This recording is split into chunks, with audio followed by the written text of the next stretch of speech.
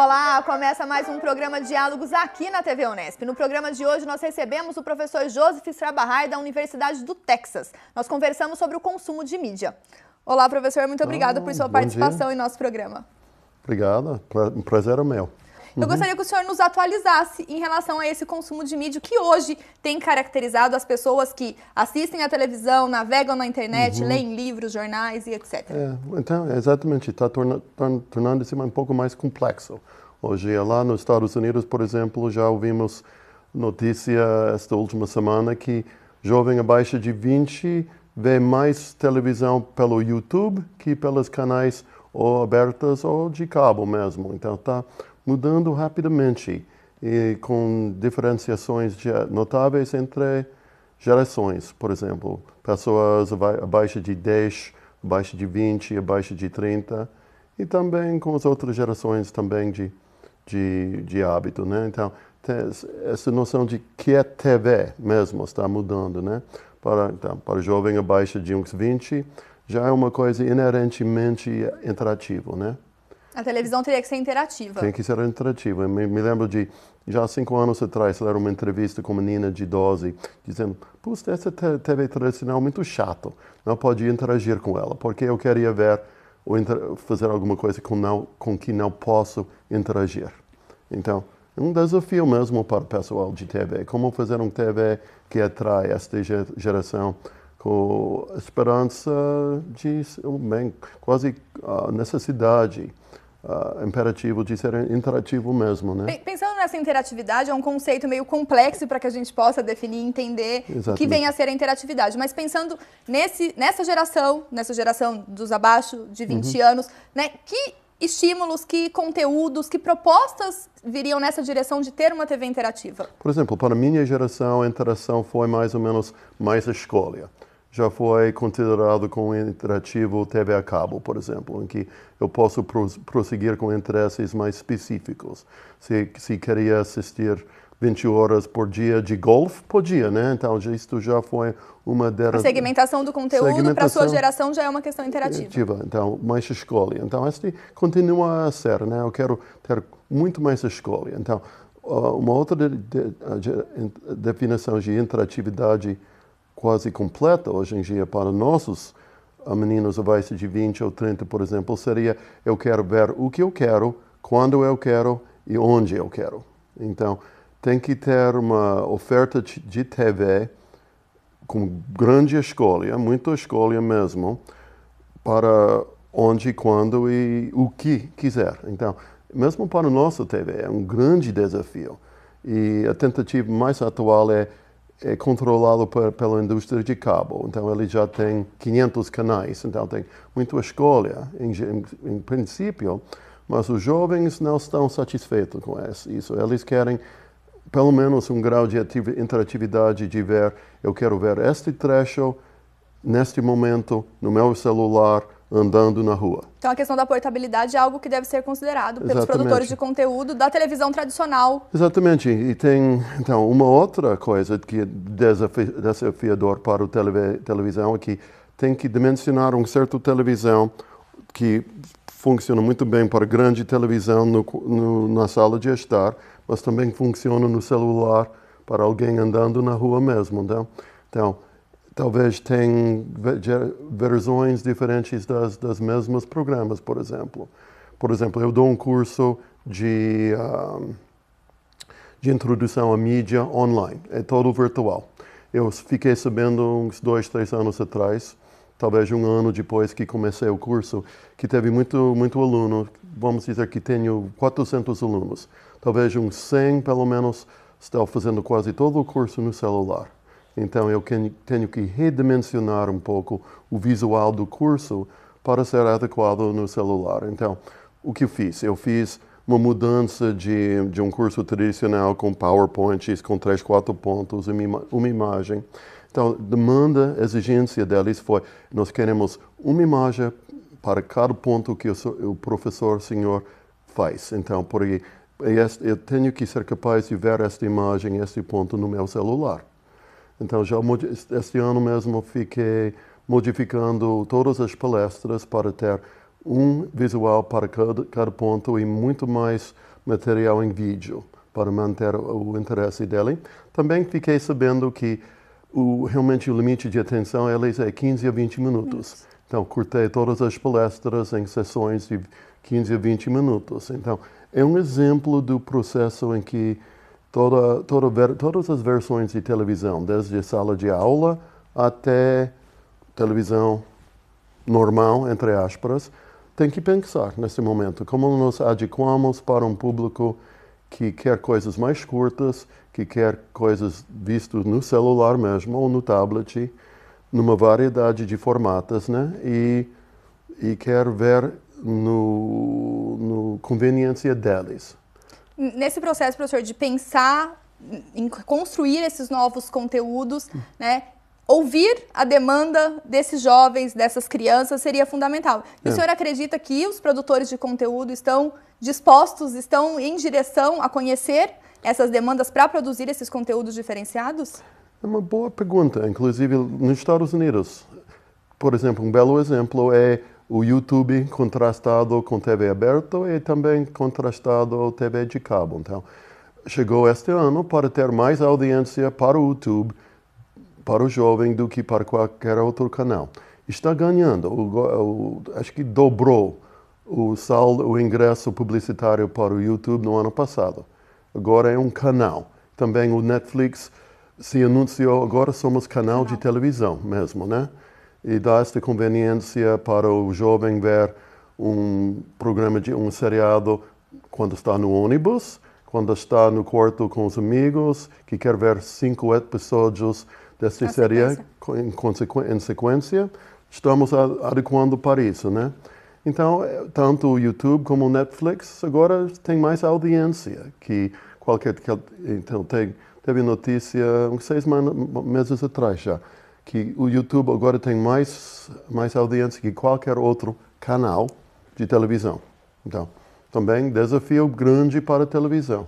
Sem gerar uma competição, professor, o senhor acredita que há um respaldo, uma insegurança, de repente, desses produtores de conteúdo para a televisão tradicional, em meio a esses novos meios, essas novas mídias, no sentido de ver uma certa concorrência, de que perderia audiência, por exemplo? Porque eu recebi, por exemplo, este ano, falando do Brasil, 2 pessoas de Globo querendo falar. Então, eles temem que vão perder a audiência no início para cabo, estão já perdendo. Bem, começou a perder a audiência para SBT Record, né? Porque esses canais atendiam uma pública classe C baixa, que o Globo não estava atendendo, não estava realmente focalizando neste público. E historicamente, nos 90, 2000, eles perderam um pouco dessa audiência. E foi visível em 2010 que eles estavam tentando correr atrás, recuperar este público, né? Então, agora eles estão sabendo que está perdendo público para cabo em geral e estão perdendo público jovem para os novos mídias, né? Então, o que eles vão fazer? De certo modo, vai providenciar seus próprios canais de cabo para captar este público, mas também vai ter que pensar o que fazer com o jovem, né? Então, de certo modo, entra esta questão de geração. Como vai tratar de gerações com demandas, experiências comuns, bastante diferente, né? Professor, e um pouco mais sobre essa questão da geração, sobre os hábitos de consumo, a gente conversa daqui a pouco. Tá bom. O Diálogos vai para um breve intervalo e já volta.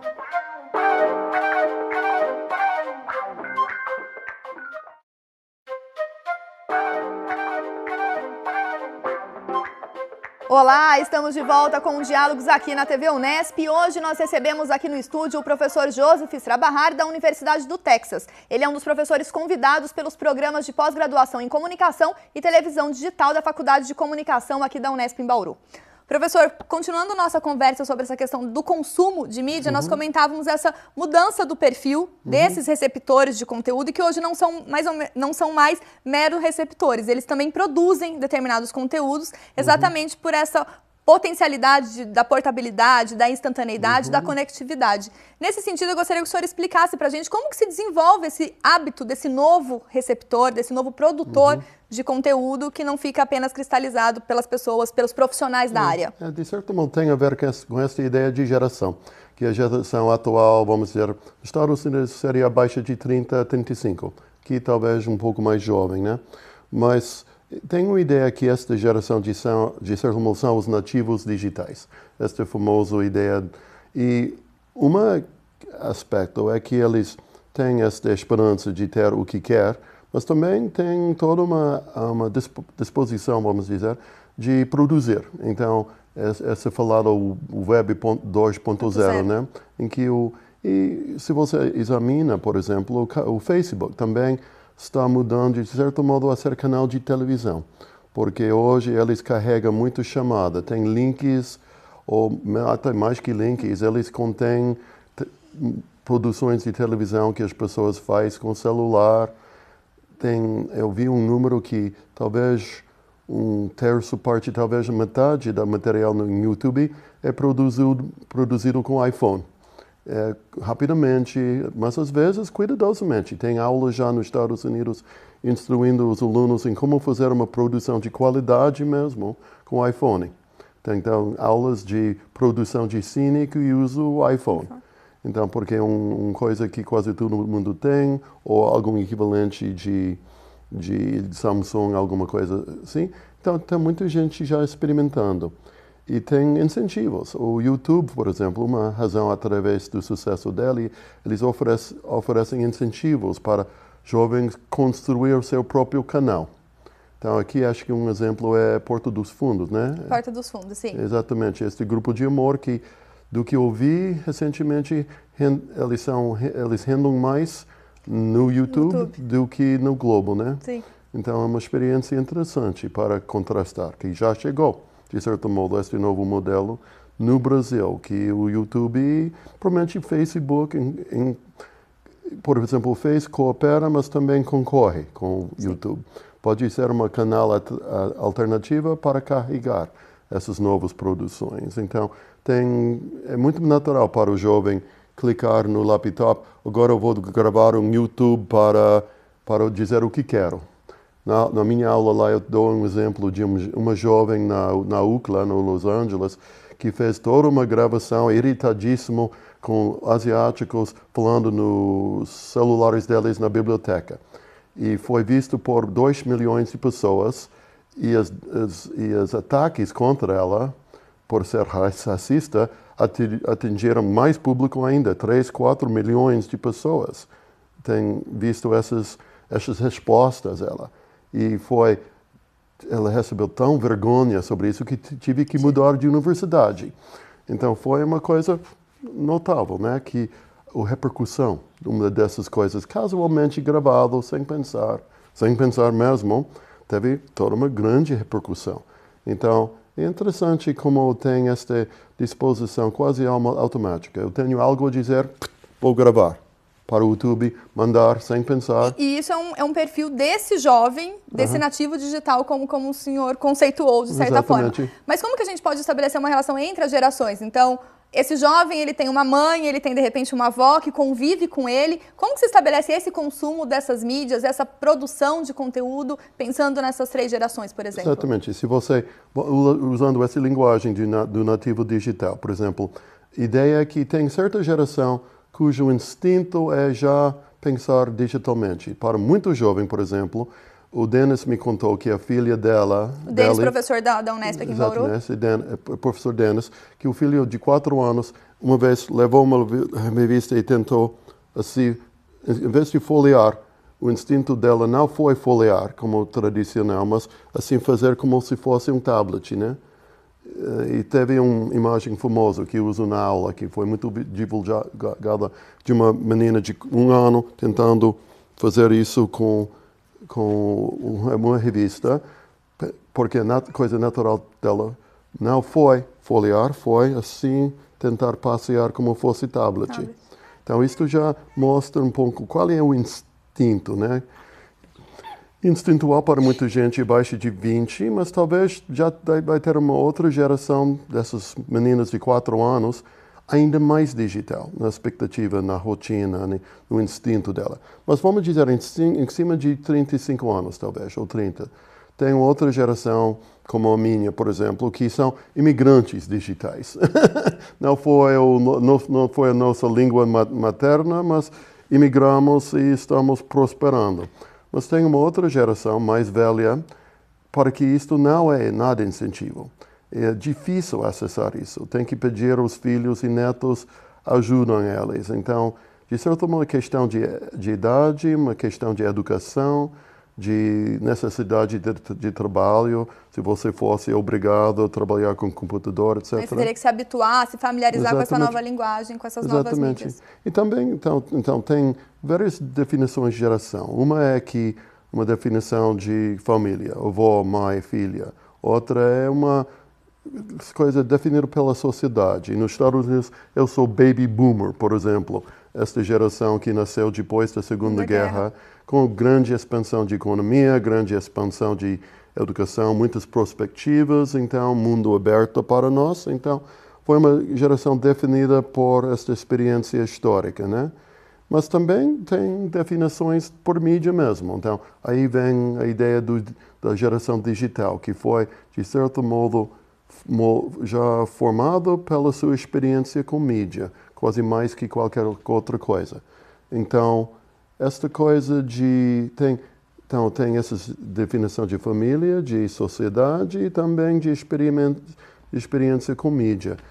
Por exemplo, muita pessoa da minha geração foi formada por televisão e continua com televisão. Eu comecei nos meus 20 a achar televisão um pouco chato. E curioso, porque sou professor de televisão, mas televisão em termos amplos, né? Então vamos incluir esta nova definição, essas novas definições, inclusive, do que é televisão.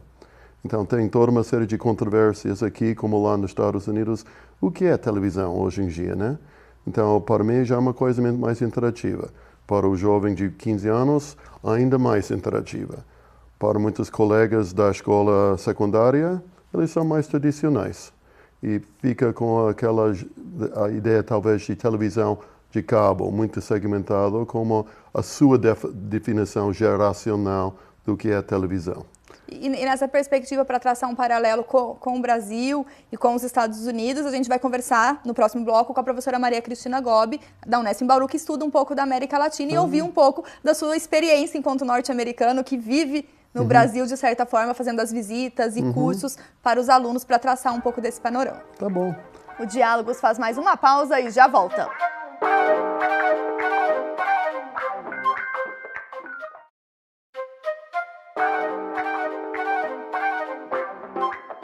Olá, estamos de volta e hoje nós conversamos sobre consumo de mídia com o professor Joseph Strabahar, da Universidade do Texas. Para traçar um perfil da América Latina, nós conversamos no quadro Pontos de Contato de hoje com a professora Maria Cristina Gobi, do Departamento de Comunicação da Faculdade de Arquitetura, Artes e Comunicação da Unesp aqui em Bauru. Vamos ouvi-la.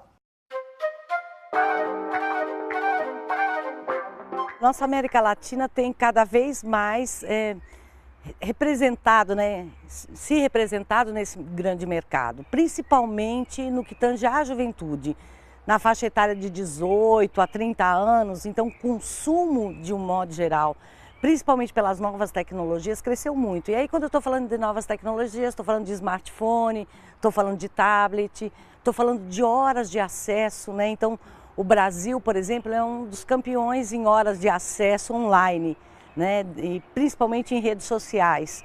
E então, assim, uma média de 27 horas, mais ou menos, que o brasileiro passa de acesso à internet. Então, esse crescimento tem propiciado, né, novas opções, novas descobertas, novas possibilidades, principalmente no que tange a parte de educação, a própria parte de marketing, né, de vendas online, enfim. Isso tem crescido significativamente em diversos países. E fora o Brasil, a Argentina, o Chile, quer dizer, são países bastante representativos nesse consumo midiático, né, juvenil. Os desafios são grandes, né? Primeiro, no sentido de criar produtos que possam atrair esse jovem, né, para além da própria rede social, né? Então, há uma grande discussão a respeito do direcionamento, da definição de um modelo de negócios adequado que possa, de fato, contemplar essas novas demandas, digamos assim, né? É um mercado propício não só para esse produtor, que já é um produtor, para os grandes produtores, mas para o público de um modo geral, porque este jovem é um jovem muito interativo, muito participativo. E, na verdade, a gente encara esse jovem como um grande produtor de conteúdos, né? Então, eu acho que esse é o grande desafio, que essa produção, de fato, possa atender essas novas demandas, com as especificações, com as características dessa juventude, né, interativa, completamente interativa. Professor, pensando no que a professora Maria Cristina Gobi falou sobre esse jovem brasileiro que hoje também está adepto a essas novas mídias, como que o senhor, enquanto um bom observador do nosso país, tem verificado esse consumo dessas novas mídias, como a gente tem pontuado ao longo do programa, por essa geração digital, por esses nativos digitais? É interessante, porque eu começaria com, por exemplo, a chegada de TV no Brasil. Chegou para muita gente só nos 70. Em contraste, chegou em quase todos os Estados Unidos nos 50. Então, tem uns 20 anos de diferença, por exemplo. E TV foi massificado mesmo nos 70, 80. Então, chegou nas aldeias, chegou nas cidadezinhas, mais ou menos neste momento. Então, acho que ainda tem muita gente aqui formada até 5 anos atrás, vamos dizer, quase completamente por televisão. E 5, 10 anos. E por mim, por exemplo, em 2005 foi uma curiosidade ver porque o Brasil tem tão pouco assistência de televisão a cabo, que para nós já foi norma em 75, né? Porque agora, mas acho que agora passa muito brasileiro de classe média baixa para em cima para televisão segmentada de cabo. Então, que a gente tem chamado da nova classe média brasileira. Exatamente. Então, vai ter uma coisa é que tem que segmentar um pouco essas gerações pelo seu acesso, seus hábitos de uso, né? Então, para muita gente, o estágio atual é televisão segmentada. Ou até para o pessoal de classe D, subir para ter este acesso para a televisão segmentada. E também tem, de certo modo, tradições e hábitos. Acho que tem muita pessoa fiel à telenovela. Então, porque eu quero pagar para cabo quando assisto 3 horas de telenovela, é mais um noticiário e chega, né? Já é televisão suficiente. Então, vai ser interessante como desenvolver isso no Brasil, porque acho que tem um público um pouco mais fiel à televisão aberta aqui do que lá. Então, para mim, um dos fatores imprevisíveis. De diferenciação desse público. De diferenciação, porque o Brasil é um dos países mais notáveis por ter um televisor tão central, como a TV Globo, e um produto cultural, telenovela, tão central na vida das pessoas. Então, talvez seja um fator no Brasil que diferencia o Brasil, porque das entrevistas que tenho tido, até o executivo de grande capacidade de consumo ainda segue o telenovela das 9, porque todo mundo vai falar sobre telenovela das 9, né? Ou talvez um outro tipo de hábito, além de assistir a televisão, os comentários sobre a programação da televisão. Porque, de certo modo, tem duas tendências em conflito, né? Tem uma certa tendência ainda de sociedade de massa, em que todo mundo quer falar sobre algumas coisas comuns, né? E mesmo lá nos Estados Unidos tem esta tendência um pouco. Tem certos seriados com que quase todo mundo quer falar, né? Mas isto já para nós é muito segmentado. E tenho uma grande curiosidade, inclusive de pesquisa mesmo, sobre essa tendência no Brasil. Se vai chegar a uma sociedade igualmente segmentada à nossa ou não. Acho que o jovem vai ter vamos dizer, níveis de interesse. Acho que mesmo o jovem vai querer ver a telenovela das 9, né? Então, isto vai persistir. Eu apostaria que vai persistir isso um pouco mais no Brasil que lá. Mas, além disso, talvez o jovem com outras horas vai ver muita outra coisa diferenciada, mais segmentada e também mais individualizada, né? Eu quero ver o meu espécie, meu interesse de vídeo, de música, quando por isso quero. Que o consumo do YouTube, do Netflix tem aumentado devido a isso. Além disso, eu quero mesmo produzir. Voltando para este assunto de prosumer, chamamos que os prosumidores. Os prosumidores, né, que produzem e ao mesmo tempo consumam, né?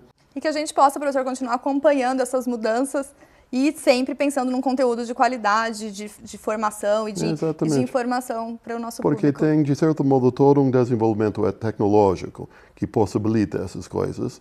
Então, que coisas pode fazer com phablet, né? Com celular, smartphone menor, né? Estou pensando já neste momento, vou comprar um novo iPhone mais amplo ou não? Eu quero alguma coisa maior que o bolso ou quero algo que pega bem na bolsa, né? Então, tem toda uma série de considerações, de fatores tecnológicos mesmo, que possibilita coisas, como este grande surgimento de conteúdo próprio para o tablet, por exemplo. Mas também, por exemplo, tem pessoas que querem, com um grande televisor lá na sala, eles querem uma coisa quase cinematográfica, né? Para assistir nesta tela ampla, com som bonito. Então, vai ter televisão não é mais uma coisa só. E nem a internet, é uma coisa bem variada e variada, de certo modo, pela sofisticação, a literacia digital, geração e também poder aquisitivo, né?